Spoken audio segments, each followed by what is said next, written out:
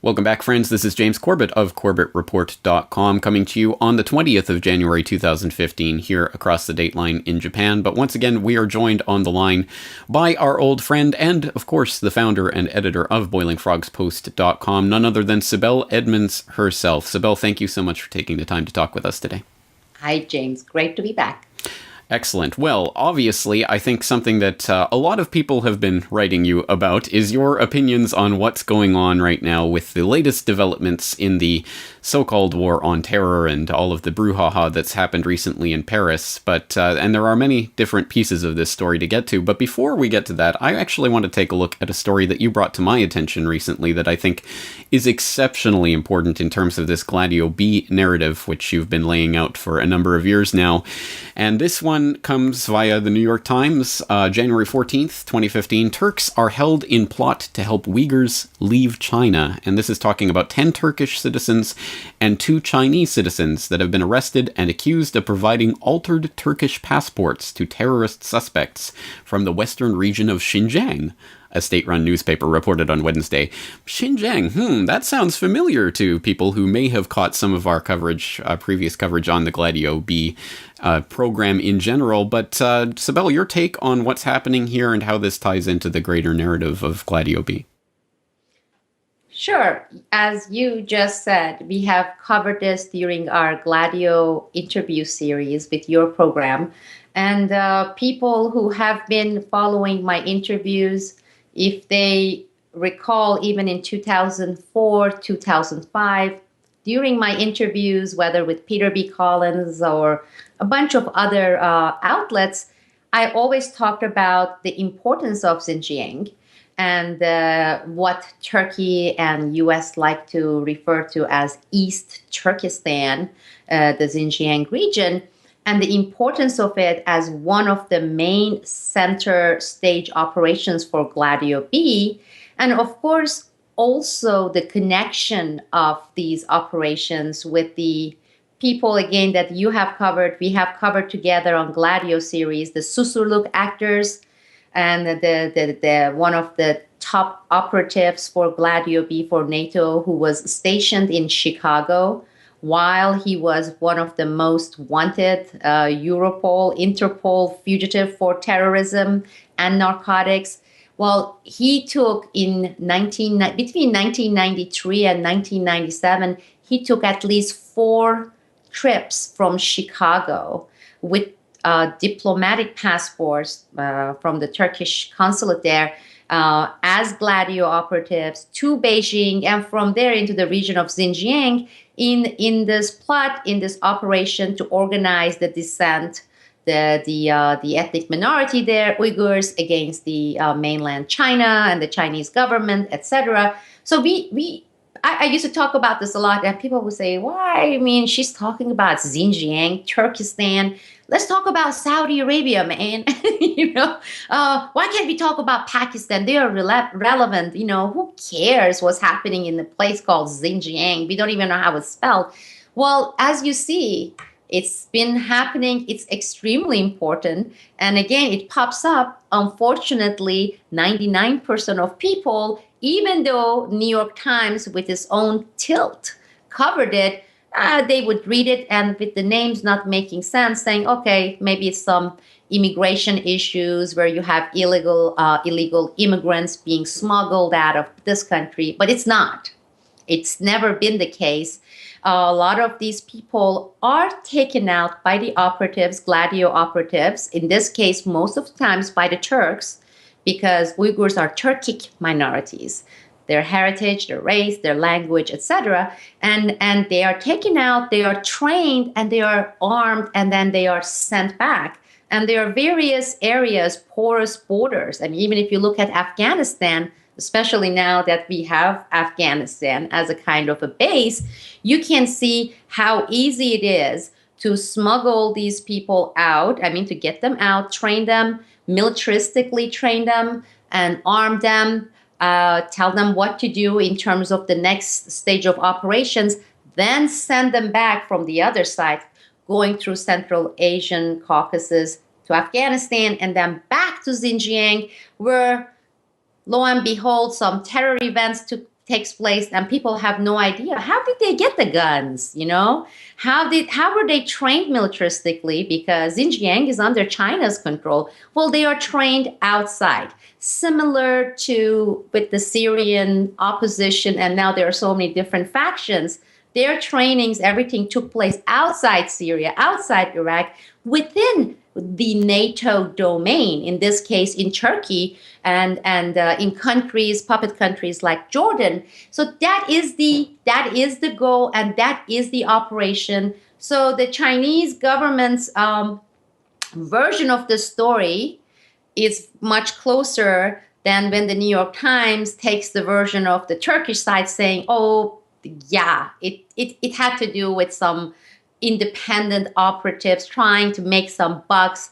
One of these guys paid $6,000 to be taken out of Xinjiang. And that's what it's all about. And Chinese government, they are telling a different story. The truth is much closer to the Chinese side than it is to what the Westerners are saying. And again, it's going to be extremely important, this region. You're going to see similar elements that we have been seeing, let's say, with Ukraine, okay? Xinjiang is going to be the next Taiwan, okay? There is, and imagine, when you look at the Pipelineistan, Pepe Escobar's favorite term for the region, and you look at the map, you see the importance of Xinjiang. That is the artery, the entry artery of energy, whether it's coming from Kazakhstan or Turkmenistan into China, whether it's natural gas or if it's oil, it has to pass. They're talking about the Gwadar port, as one possibility of bringing in, the stuff from Iran, and then have Pakistan as beneficiary and China. No way that's going to happen, okay? And as far as the pipeline, as long as the Gladio, United States, the CIA, the NATO, they control that region with the terrorism, can you imagine any pipeline safely going through Xinjiang area and get into the heart of the mainland China? It's not going to happen. So that's why it's very important. That's why we're going to see more. And then it's going to come to the point where we're going to have someone similar to Richard Gere start giving speeches during Oscar acceptance and talk about how these, like they do it with the monks there in Tibet. It would be how these people are being, abused and oppressed, and they need to have their own land, and it needs to be carved out. And as we talked about before, the United States have already brought one of these figures from Xinjiang area into the United States. He lives in McLean, into the State Department, and they had a meeting where they declared him the president of East Turkestan in absentia. So as far as the Gladio U.S. is concerned, they even have a president for Xinjiang. How could you have a president for a country, nation that doesn't exist? There's no sovereignty, it's part of mainland China. Meaning that is the objective. We want another Taiwan. We want to gradually, by playing, how here internally we play the gender card and the race card. Well, for that part of the world to play the minority without land, we're going to help them. They're being oppressed. The Chinese are gunning them down and torturing them. So let's take out this. We put military base there. And we also have the sympathy of the world. Now, I'm not saying Chinese are not abusing their powers with the Uyghurs. I mean, there's a lot of things for Uyghurs that they have the right. I'm not at all challenging that notion. But as the Western nations, United States, Gladio, we've never cared about people's suffering. That's not within our interest area unless it can be utilized, capitalized upon to get our objective, meaning have that area declared anonymous. We already have a president in place, and make sure that China, energy-wise, is not going to have an easy time to sustain a 6-7 billion population and ginormous economy. You raise a number of important points there, including, of course, you raise the specter of Richard Gere. This might not be the new Taiwan; it might be the new Tibet, the kind of trendy Hollywood cause célèbre that everyone has to get behind when George Clooney or whoever CFR member comes out and speaks out about it. So there's obviously that going on, and then you raise the port of Gwadar as a possible alternative route. Well, even if that did come to fruition, of course, there's the Balochistan free Balochistan movement that's supported by the usual Congress critters, etc. So again, they have every base covered when it comes to this. Absolutely. But I think the other important point that you raised there is, I think there are genuine issues about the way the Han Chinese treat the Uyghur population and the types of anti-terror operations that the Chinese conduct in these regions as a way of trying to counteract this. There really are oppressive things that happen in the name of this, but it's always a question of what then is the solution and how does it play out and for whose interest. And of course, as you say, the president of East Turkestan has already been declared by the US and its allies. So I think we know which way they want that cookie to crumble. And that's I think what we need to be focusing on and the way that this is going to play out. So again, this is just one of those regions that is going to become more important. And I think you're right. In the same way that Ukraine became a flashpoint and a focal point for the new Cold War with Russia, I think something like Xinjiang could become a flashpoint for what's going to happen with China. Definitely going to come. It's definitely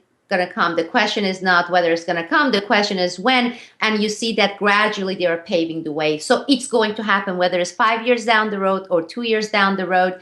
And these things heating up. And of course, Chinese are playing it very, very smart, very smart. I mean, the modus operandi of China, it's its own thing. You know, Russians have theirs, the Western nations, Brits have theirs, you know, United States has its own. But Chinese, they are just, they're incredible. They're incredible. When I keep looking at how they respond things, how they handle it, how they are so logical in terms of business interests, this, how much we want to contain, how much we want to, I mean, have we ever heard China really loudly saying the United States is doing this?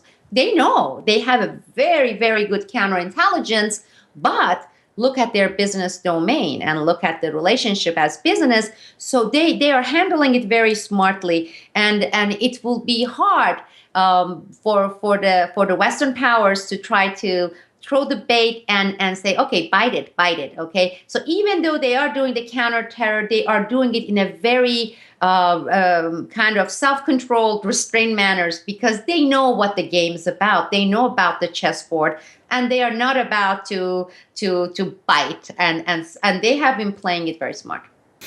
Well, 2D chess versus 3D chess, as I've been saying recently. So there's, I think, even deeper levels to this all. But we'll perhaps leave that there. But returning back to this, the latest Paris circus and everything that we've seen playing out from there. One of the headlines that we've seen in recent days that you again pointed my attention to from the national.ae that I think is worth noting, if only for its comedic value. Anti-terror raids suggest Belgium has become center for extremists. But of course, people who have been following the Gladio B series will know that Belgium has always been the center for extremism. Just generally speaking, it's the NATO branded and approved form of extremism. Anything to add to that analysis? No, it was so ironic. I just loved it because when I first read, I was like, oh my God, somebody is exposing Operation Gladio. And they basically said it's now is one of the main center of terrorism. Well, as you said, it's the center and it's the capital of NATO where it's headquartered. And Operation Gladio's headquarter is the second European headquarter is in Belgium. And even with my case, as you know, with my work with the FBI and this particular language specialist and her husband, the lieutenant colonel who was part of Operation Gladio, when it became public, my case, both of them were placed on a plane and they were taken to Belgium. And that's where they were stationed for 2 years because they didn't want to be deposed or take the chance of being deposed. But that's where they were sent. They were sent to Belgium. And it is the heart, the center, the beginning of the artery of terrorism in Europe. And for the headline to say that, it was like, finally, Operation Gladio is going mainstream. Of course, when you read the article, you see something totally totally different. But again, I Yeah. thought it was, and I think again, people who have been following our conversation, our work, I know they got a kick out of that too. Well, exactly. Just always substitute NATO for Brussels or Belgium in any headline like that, and I think you might start to get the idea. All right, well, but let's return then specifically to what played out in Paris. Obviously, there has been a lot of speculation going on about what played out there or didn't play out and who was behind it and what really happened. But I think, as always, with these types of events, it's much more interesting and important to take a look at what actually results from it and how the different pieces connect together after we've had time for the dust to settle. And some interesting possibilities in that regard. For example, Press TV just put out an article, Turkey Mafia Paid to Smuggle Paris Suspect into Syria, say sources. Other bits of the puzzle like this, of course, and the official narrative at any rate is pointing back towards Yemen and AQAP. Sibel, your thoughts on what happened in Paris and where this narrative is heading from here? As you just yourself mentioned, the similarities to, let's say, what happened with the Boston bombing hoax that they put in there, the scripted event, it's incredible how, even the manner of reporting and conflicting report that went on for the first 4 or 5 days. So I think that becomes like a classic within the script of things. We had similar things with the Osama bin Laden being assassinated supposedly in Pakistan. It was the same thing.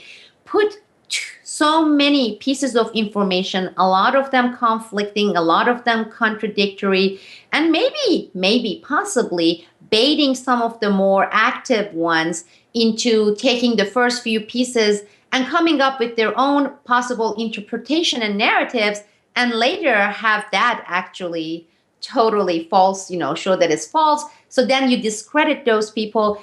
I did the same thing with the Boston bombing hoax, the scripted Gladio event that took place, the test, and the results of that will come even in the future. We are still not done with this Chechen element. Okay, that Dagestan Chechen region is gonna come back, and it's gonna come back ferociously because with Ukraine kind of going that way, sideways, you are going to start looking at Georgia again, and there are things that are coming from Georgia. Pay attention, lots of attention to Georgia, and Georgia is going to have the Chechnya and Dagestan elements in it, and that is going to somehow miraculously link back to the people in Boston bombing hoax, and all those things. So that story is not dead yet. But similar thing here with Boston bombing, I kind of kept my mouth shut for 2 weeks because kind of look and just like, let's take in everything. Let's take in all the contradiction. Let some more facts come out. We had Graham Fuller's connection to the Boston bomber's uncle come out. I mean, he is his son-in-law and they live together. You're looking at the top CIA Gladio operative. So all those came together and clarified the picture, and it came to a point where it was very, I don't want to use the word safe, but sound to come out and say, this definitely is scripted. Here are the connections that cannot be coincidence. Now, here are the possible implementation of this event to do certain things with more confidence. So the same thing, I know you have been having that, people emailing, tweeting, and saying, why don't you guys cover? Well, millions of people are covering it currently. And there are millions of interpretations out there. And a lot of it seems absolutely smelly. It smells really foul. It seems to have all the elements, but I am not ready to come out with some conclusive saying, here, let's look at these connections without doing my research, look at it further, and also depend upon other researchers. I was not the one who found the link between Graham Fuller, the CIA Gladio operative Graham Fuller, with the uncle. It was some obscure site that found the documentations, and his residence address, he matched it to Graham Fuller's, and the fact that they lived together to a point where Graham Fuller had to come out and admit it. He's like, he's a great guy, sure. We used to have this relationship. He lived in my house. So what? Those things started coming. Similar thing to just take it in, get all the stuff, establish more connections. And the only thing I have put out is from the beginning, what got my interest the most was Yemen element. And I would put my eyes there because we are bogged down now. Intentionally, we want to be bogged down with Syria and Iraq. And before that, we had a lot of, the drone strikes and everything in Yemen. And for a while, we left it alone. And you have to consider this. Just like the United States military-industrial complex, France has a pretty decent-sized military-industrial complex. So what happens is you have the boss nation, okay, the United States with this mammoth of military-industrial complex, and is filling its thing, okay, by taking on all this stuff.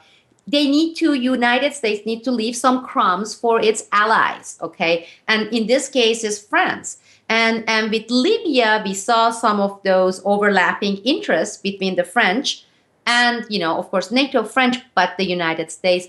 But with Yemen, I believe it is one of those little pries that this event may end up justifying and bringing the public support, the French support for France, lo and behold, to get actively involved with Yemen, okay? And much more so than even with Libya. And if we start seeing that, I would say in the next couple of weeks, 2-3 weeks, and those debates, conversation going, and together with it, the public support, which I believe is a slam dunk case. I'm not going to put down the French, but based on what I'm seeing, based on what I'm watching, it's been very effective.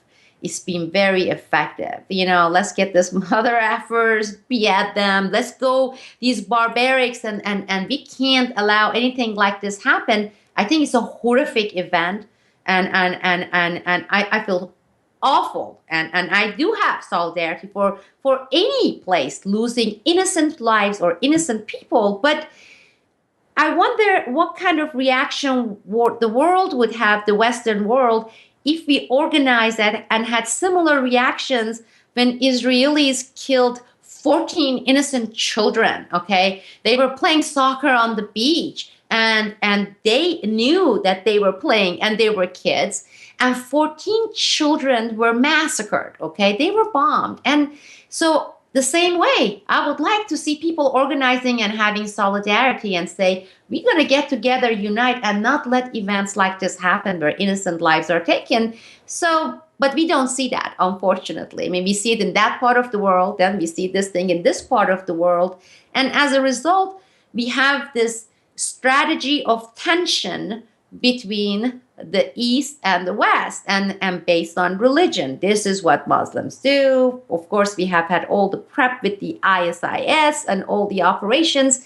So very successful, unfortunately. And as I said, once Yemen starts getting more attached to it in more obvious actionable items for France, then I'm going to put that check mark on my list. And then it would be interesting for us to have the discussion, to write a piece of analysis, but to sit down and just throw out too many speculations. I think we have time. It's not going to go away. As you said, the results are going to start coming in. You just gather them, and then it's going to compare them to everything else and see, in so many ways, it's just so predictable.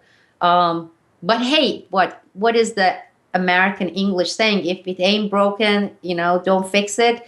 Hey, if it works every time, I don't know whether because people are so dumb or because they are geniuses, I don't know which one. Hey, why change it? It works. Well, maybe it's because people are so predictable. And in that sense, I mean, it's not only the strategy of tension that works because of this pre-programming, it's the clash of civilizations and everything we've been programmed for all this time that gets a lot of the general public to go along with these types of war agendas because, as you say, there are certain pieces of the puzzle they're shown. Be outraged about this 12 people killed in Paris. Do not be outraged about, the hundreds of people killed in drone bombings or whatever it is, whatever we're not supposed to even think about, let alone be outraged about. So it is just selective focus. But on the flip side of that, I mean, there's also the people who are resisting this agenda, the people who are awake, who call the other people sheep, and that sort of narrative that goes on, who are also as predictable. As you say, I mean, this raises questions about the alternative media media and its modus operandi, which is to instantly jump on and scrutinize every detail, every morsel of this story as it's unfolding from the mainstream press that we tend not to believe in a lot of respects anyway, but we're analyzing every bit of data they throw out at us. I mean, that can also be used for people, assuming these types of operations are planned and scripted. Obviously, that can be used against the alternative media as well. Let's throw out this scrap of information. Let's give them this little morsel, and let's get them going down this rabbit trail rather than another. And I think there needs to be more space for reflection on events like these to put it into that larger narrative. Because again, we can be easily led along simply by always reacting to what's happening rather than actually trying to step back and observe things from a greater perspective. Oh, absolutely. This began in late 1990s when we started seeing the birth of alternative media and blog within the blogosphere. At the beginning, it was, for example, if you start looking and analyzing the amount of money invested by George Soros on alternative media, okay?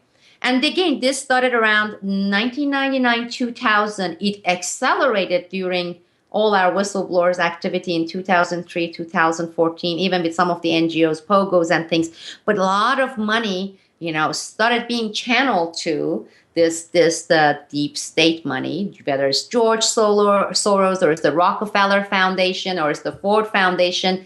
They suddenly found their new pet project, and that is we're going to start feeding the blogs and the so-called alternative media and make sure that is ours. So they are serving the deep state. And as you said, now people going to the alternative, we may even start seeing some change become circular when mainstream media maybe starts putting out some facts. That is going to be because they are actually putting more emphasis. The deep state, whether it's the Koch brothers or the Rockefellers, it's the Ford Foundation, especially George Soros, look at the hundreds of millions of dollars they are giving to, or Pierre Omidyar, they are giving to alternative.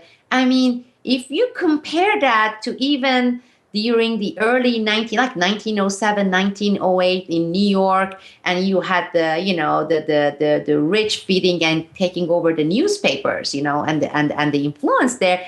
And in terms of the amount and level, if you were to compare it to what started happening in late 1990s with these people investing so much in alternative, actually you're going to see more investment by the deep state on alternative media that they did with the mainstream media, whether it's the New York Times or if it's the Washington Post. So I think it's far more dangerous. And again, it's no-brainer. And you have to look at it and say, well, even though they are dumb and stupid in some cases, they're not that stupid. When CIA looks and sees, a lot of these critical thinkers are turning into these venues to get their news and information, who do you think they want to control and put emphasis most? So again, no-brainer. But then if you and I are talking about and give examples and start talking about Amy Goodman, you get those predictable people saying, what? But she's anti-establishment. Well, how come she's making $2 million? And how come the organization is getting $15 million a year from George Soros? Now you tell me, I really want this predictable audience. And sometimes they get in watching the stuff we put out there. I want them to show me the point where the interest of activists, real activists, critical thinkers, the anti-establishment people intersects with the interest of George Soros. There is no point that they would intersect, right? Then if you can't show me that point, then provide me with an explanation how a scumbag like Soros, okay, the deep state Soros, is giving $20 million to Amy Goodman related and $40 million to blah, blah magazine, whether it's Nation, and explain it to me. Either you have to say, well, George Soros has other interests that are so noble, humanist, the man cares. Maybe that's why he looks the way he bleeds internally with all the stuff for the freedom. And then he has the other side that is a dirty scumbag businessman. So it's that side that is giving the money. So you either show me the intersection, which you're not going to be able to, or next time just go away, watch something else. When you say, well, why Kermit and Sibel, they're just being tough on Amy Goodman. It's like too predictable. Yawn. Yes. And this is not just obviously at Amy Goodman, but it is at a lot of different so-called So many. alternative. Salon.com. I mean, I can just throw all the stuff in there. Yeah. And then from the philosophical perspective, again, it's not just at the people who are being directly funded by these people, because obviously that's a big red flag, but the people who are falling for the sort of alternative line on some of these things, that can be, again, it can be a sort of bait that's put out there. Hey guys, look at this. Don't think about this. Don't think about Xinjiang. Don't think about what's happening in Georgia. Who cares about that? That's boring. This latest thing is the new thing we all have to think about all at the same time. We have to devote all our energies to it. And if you don't talk about it, people will get angry. Go vote. Go vote. Yeah. Okay? Yeah, we know that Clinton is as a scumbag but there's a degree, because she is by 0.071% less evil than the other guy, whoever is that the other guy. So you go out and vote for her, even though they are both evil. You can challenge puppets, but don't challenge the system. Thou shalt not challenge the system. And that is the central message they all have. Whether they come from the right, Rush Limbaugh, or they're coming from the left, Goodman, or whoever else is out there, they have one central theme in common. One says, do support the right no matter how filthy and corrupt and awful it is, because the left is going to be worse.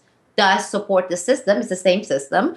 Or the left saying, come and do this, because otherwise the other, the one that is 0.0076% worse may get in there and support the system. As long as you don't deviate from the system. You may pick little small fights with little pawns here and there, but don't abandon the system. Thou shalt vote. Don't forget that part. It's the pyramid. The left side supports the right side, and it keeps the top at the top and the bottom at the bottom. So again, yes, without fundamental critique of the system itself, we'll never get anywhere. And I know this is a topic you've been thinking about a lot in particular recently, because obviously not only what you're doing at Boiling Frogs Post, but now what you're attempting to do with a new podcast that will be gracing us shortly, I hope. Can you tell us a little bit about that? Yeah, right now I'm looking to my right, I'm looking to my left, and this was supposed to be launched last July and August, and then I had operations in my upper jaw. I mean, it was horrible. I had 47 stitches, and I'm not going to even get into that. And then, of course, as you know, we have had some problem with the sound, echoes from my side. I started recruiting helps of experts, volunteering. How can I make things better? One came and said, oh, this is not enough. What you have, you need to have a mixer and blah, blah. And there comes with the dollar amount. So I had to save money and get the mixer. Well, the other problem didn't get fixed. Well, you have the mixer, you have the microphone, you need this thing, and I'm technologically challenged. I am so dumb when it comes to technology. You need to have this thing called compressor. What's that for? Well, it does blah, blah. I still can't explain to you, but you need it. You must have it. How much is the compressor? Fine, I can find a used one. We put that one there. Then we had some other static problems. What in the world is this? Oh, the cable that the unit came with, it's a smaller cable. You need to have a much larger cable for the quality of the sound, the streaming, blah, blah, blah. Anyhow, to make the long story short, we've been putting the equipments together. We got the software. Now comes the hard part, and that is, it's going to happen this week. I'm going to have a podcast for our members, and these are the Boiling Frogs Post activists. And I want to brainstorm with them in what kind of podcast do they want, do we want? Because, frankly, I'm getting bored. I'm getting bored with the straightforward interviews. I love, for example, the debates we were having. I mean, that's good, because when you have 3-4 personalities, slightly different or vastly different philosophies come together, you get clarity out of things. I enjoy it. I really like that. So that's the format I like. But as far as a straightforward interview, I'm tired. I have done the same topics, and I have listened to the same topics so often that it's almost never nothing comes and sparks something in me. I'm tired. I'm bored. And so many people are doing podcasts, straightforward interviews. So if it bores me, I'm going to bore people, because if I'm not excited about it, I'm sure gonna fail in giving something that is thought provoking and gets the juice going and the critical thinking. Then I was thinking of something doing solo. This ends up getting into this element. I call that the guru complex element. It's like, who the F I am to sit here and talk about this topic for the people. Now, I find some people interesting doing that, but I also have lots of problem with people doing that because, sure, there are a bunch of things that I do consider myself someone with the facts, someone with the history and context, but there are so many other things that I am not. For example, when other people are talking about Central America, South America politics, I shut up. It's I listen, I try to read because I don't know much. I don't know anything. So my knowledge is so limited with that. Or I'm always listening and trying to learn when people are talking about Federal Reserve, which is a very important issue. But I can't talk about it because I don't even have 10% of the confidence or the research level or the familiarity to open my mouth and start giving opinion on it. So I know my limitation. That leaves, limited particular topics that, okay, I can do a few sessions and talk solo about it, but then that's it. Then what's going to happen? So now I'm thinking about something that is more interactive, and that is starting a discussion thread with our Boiling Frogs Post, members, activists, and take that and say, okay, this episode, I'm going to respond to some of these challenges and I'm going to respond to some of these questions and then put it out there. And the coming questions after that will lead to the next podcast. So in general, I have something like that in mind. I don't know if it's going to be successful, but I want it to be interactive. I want it to be what people want. Again, I want to give a quick example. With my books, for example, when I'm invited to go somewhere, they call it book reading. Well, it gets on my nerve. I hate book readings. And I think most people get bored to death when they are sitting on these uncomfortable chairs and you pick a chapter and you read the book. So what I do is I usually have 5 minutes of short, brief intro about why I wrote this book, how I wrote it. Then I like to do Q&A. That gets my juice going. And you see how I'm talking? It's your question. Addressing your question gets me talk, and then you are getting the answer or the response. However, maybe you don't even like the answer, but that's what you're getting. But for me to pick something, I want it to be something that people want to know or they have questions about, rather than me picking a topic and say, today I want to teach you about communism versus the imperialism. Blah. I can't do that. I mean, it's so not me. And I call it the guru complex. That's where we are. So it's going to be experimental to start with, and then I'm going to get the feedback. And the other important thing, and I know this is going to offend some people, but by now I think most people should know I have no problem with offending people. Some people do. I have even had questions about, yeah, but was it purposefully you tried to make none of the characters really lovable, likable? I'm not into likability. If I were into likability, there were so many things I would do, and actually I would make good amount of money from that. I'm serious. If I was geared towards going towards likability, don't offend. Pick side, for example. Pick the Democrats and leave the other one alone. That would make you much more likable person, because otherwise you're going to end up being attacked from both sides. That happened to independent people. I don't care. I welcome it. It does not affect my future response or what I'm doing, whether people like me or they don't like me. I really don't care. If people are interested and or they want to know about this particular things or have discussion, join me, that's great, fine. If they don't like me, I don't care. I care if my daughter likes me or not. I care a lot as a mother. But other people's really opinion of me, whether I'm great speaker or I'm horrible speaker or I'm beautiful or I'm butt ugly, I don't care. I really don't care. I have been living this life, I would say, all my life. It's been I live based on my belief system, and whether people like it or not, it doesn't have any consequences for me. Maybe some people are in positions because of wanting to get certain jobs or maintaining, they have to do those things. Conformity, I never do those things. So the great things I have, the chemistry with Boiling Frogs Post activist members there, our home of irate minority, these are the people who really know me, and they are like-minded with that. We have different philosophies and everything, but they're not into likability factor or the likability aspect. And I don't do it for that. I don't do it to be prettier or to be likable. Don't like me, please. And I start actually getting suspicious of people who are greatly liked. It's like, my God, how much they have to compromise to be liked by the majority. I mean, or the politicians when they go and give the speech and then they do a test speech and then right away they have a survey. Did it increase their likability, electability or not? I am not running for elections, right? And I am not running for actress job or things like that. So I don't have any motivation, reason to be or want to be likable. And I feel comfortable doing that with Boiling Frogs Post and my people. And I don't know if it makes sense to you what I'm trying to say. Meaning, when I'm talking, I don't have to worry about being politically correct. I don't like that, okay?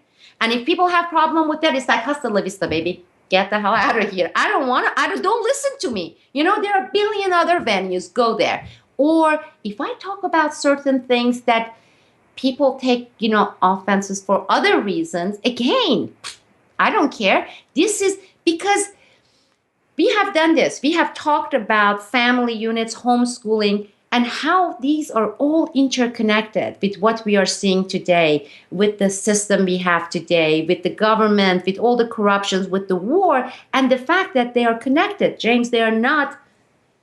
When you talk about it, there are morons who come and say, why aren't you talking about politics? Why are you talking about personal stuff and how people are drugging their kids with ADHD medicine and sending them to school? Well, look what happens.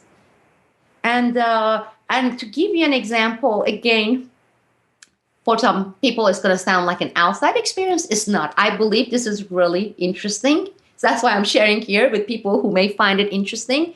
I didn't have this in Washington, D.C., where I lived there, but somebody knocked on our door and I opened, and there were two really, really older gentlemen. They were like in their early 80s, and it was a cold day. It's like it was high 12 degrees Fahrenheit that day. And they are dressed so sharp, like 1950s movies, and so clean cut. And one of them, his lips were blue, like shivering, and he's so old, like he's going to. So I usually I'm not interested, thank you very much. And I usually close it. I was intrigued in this cold, they are standing there. I said, yes. And they said they are with some Jehovah's Witnesses or something like that. Again, at this point, I usually close the door. I say, no, thank you very much. I'm not interested. No, I'm not meaning any insult to anyone. I'm not interested. They're holding this book. I said, well, what is this about? And he said, well, we would like to hand this and have a discussion with you. I said, because I'm still in my PJ. I said, I don't have the time to talk, but can I take a look at it? And he handed me this booklet, but the title of this particular Jehovah's Witness thing that they're giving out had to do with why our government is so corrupt and filthy or something. That got my interest. I said, that's very interesting, because it's usually about save your soul or things like that. But you are putting the fact that why our government? And he said, well, of course, because that's a reflection of who we are too, with what we are seeing around. Okay. Again, some of our viewers say they don't reflect me. I'm not talking about them. So it's just like, please be quiet. I'm not talking about you. I'm talking about the majority who, they go vote, if they listen to Amy Goodman, so they definitely vote for Obama or Ray McGovern or blah, blah. I got that. And I started thinking about that. And I told my husband, I said, the philosophy of it. And I know we can spend so much time on philosophy and psychological aspects or anthropological aspects of these things, years talking about it. But if it is true, the majority is this, okay, with, drugging their kids, doing this, doing that, paying attention, all the things that we covered during our debate, then what we have today in place should not be any surprise. It should be expected. I don't think it's like some sort of an aberration that we have such a horrifying, government that is supposed to be representative, but maybe it is a representative of this. And my husband says something like, well, usually elitist people who are elite think that way. They say, I said, but put everything aside, isn't that true? Because they don't have any problem. For example, I know that if the government were try or attempt to say, we're not going to have the NFL shows this particular year for whatever reason, we have a chance for revolution. And I don't say this for a joke reason. Okay, you take that American football, NFL away, and you have revolution. There will be people up in arm out there doing, how could you take away that? On the other hand, when we sit down, you and I and Peter, and we yak and we talk about the fact that how the freedom of speech is being curtailed, we are assuming that majority of the people care about freedom of speech. I think systematically over the past 3, 4, 5 decades, the majority of people here have been rendered speechless. So if you don't have a goddamn speech, why should you worry about your free speech right to be taken away? Would you worry about it? I mean, really. And therefore, no matter how much we try, I know the biggest motto that we have is we want to inform. Why are you doing this, James? Why are you having your show? I would say first and foremost, it's actually just a reflection of my own research. And I put it out there because if other people benefit from that, that's awesome. And I hope that they do. But ultimately, it's actually, I think, selfish. It's basically, I'm doing this for my own research purposes. That's exactly right. So you have the right reason. But you ask a lot of people, one of the slogans for the podcast and even the real alternative, not the pseudo alternative, is why are you doing this? Because I want to inform people. And you have to assume that there are people who really want to be informed. And I have been doing this now since 2007, 2008. It's been 6, 7, 8 years. And I can tell you with 100% certainty that 99.9% of the people who join us and everything, they are as basically informed, or if not more informed than we are. And I have not come across people say, I didn't really know much about this and this, and I learned. Very few. If I were to do percentage, it would be very few. So exactly, to do it for the right reason. You said you're doing for selfish reason. You put it also motivates you to research and learn more. And it does that for me. And that's exactly what I want to do with Boiling Frogs Post. I want to do this with podcasts and then do some of those jointly with the people who are interested in this, rather than trying to put some general and then say, I'm doing to inform the public. That is not the motivation. And a lot of people say that is what we need to be doing. Go out there and inform people. I don't think I subscribe to that notion. Yes, I think, that leads down a dangerous path, because then you start to pander to the interests of an audience rather than having it come from a spontaneous place of where you are in your research and interests. And I think that can lead down a road. I think it's obviously has to be a mixture of the two, because communication is important to what we're doing. There is a communicative aspect to this. So it's secondarily important, I would say, that this informs the masses, but primarily it is my own research interests. And I'm excited, I'm interested to see the form that your podcast ends up taking, because don't have high expectations. The first few is going to be experiment, and I want to see what is coming from you. But I think that's the point. I think the expectation should be that this is an experiment, that this is a work in progress that we can learn from, even if it doesn't succeed in the traditional sense of that word, because I myself also frequently think about my podcast and what it's doing and what I'm doing with it. And I think I've reimagined it several times over the years. And I think in my latest iteration, I'm much more confident in the fact that I'm not interested in following the daily, weekly news cycle. There are now enough alternative podcasters and other people out there doing that I don't think that's where I add the value to this conversation. I think I bring value in another way, and I'm going to try to look more at solutions this year. So I'm much more interested in the ways that we can change or jigger or rethink what we're doing here. So I'm very interested to see how that plays out. And who knows? I mean, maybe some of that will rub off on the corporate report and what I'm doing. But before we end today, this has already been a lengthy and far-reaching conversation, a very interesting one. But before we end today, before we started rolling today, you commended to my attention a poem by W.H. Auden called The Unknown Citizen, which I must admit I have never read. Or if I have read it, I don't recall it. So this is one of my most favorite poems, and it affected me a lot. And I would like for you, maybe after you're done with me, if you want to add it to the end of while you're editing, if you want to add it there. It may not affect other people the same way, but it really affected me. And it was written, I believe, in 1940s, late 1930s, Unknown Citizen.